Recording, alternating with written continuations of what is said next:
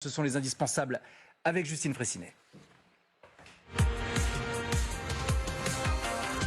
Bonsoir Justine. Bonsoir David, bonsoir à tous. Alors faisons le point ensemble. Les bourses sont dans le rouge partout.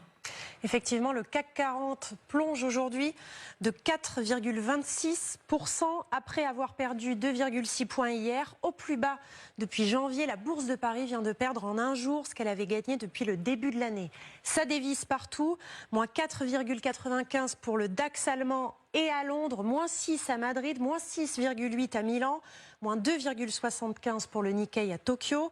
À Wall Street, à l'heure où on se parle, moins 3,5 pour le Dow Jones, moins 3,82 pour le Nasdaq, ce sont les valeurs de la tech, moins 3,9 pour le S&P 500, les 500 plus grosses entreprises américaines.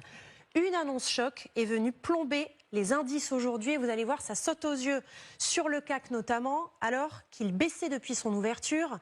À midi, Pékin dévoile la riposte. La Chine annonce des droits de douane supplémentaires de 34% sur les produits américains. Conséquence immédiate, plongeon vertigineux, c'est dire la panique qu'a provoqué cette décision. Et la réaction incendiaire de Donald Trump n'est pas de nature à calmer le jeu. La Chine a mal joué son coup, dit-il. Ils ont paniqué. Pourquoi, Justine, toutes les bourses sont-elles en train de plonger ? Eh bien parce que les investisseurs détestent l'instabilité, l'insécurité financière, en l'occurrence du fait de la hausse des droits de douane annoncés par Trump qui génère la panique.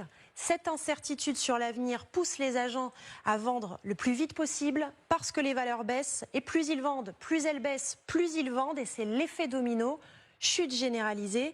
Par exemple, hier à Wall Street, 2500 milliards de dollars sont partis en fumée, dont 1000 rien que pour ce que l'on appelle les 7 magnifiques, Apple, Amazon, Google, Microsoft, Meta, Nvidia et Tesla. La bourse américaine a perdu en un jour ce qu'elle avait gagné depuis novembre. Est-ce qu'il convient pour autant, Justine, de parler de krach boursier ? Alors non, mais c'est une chute. On parle de krach en cas de chute brutale de 10 à 20% sur plusieurs jours consécutifs. Un crash, c'est par exemple ce qu'il s'est passé en 1987. Le Dow Jones avait alors chuté de 23% en une journée. Toutefois, le pire est-il devant nous ? Eh bien, pour vous répondre, il existe un indice qui est assez peu connu du grand public, David, le VIX, aussi appelé le thermomètre de la peur.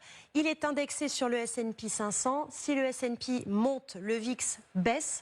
Et inversement, eh bien, à l'heure où l'on se parle, il approche des 40 contre 18 il y a une dizaine de jours. On n'a pas encore atteint la cote d'alerte, mais elle n'est pas loin. Elle est fixée à 50. Et la dernière fois que ce seuil a été dépassé, c'était par exemple au moment du Covid et avant.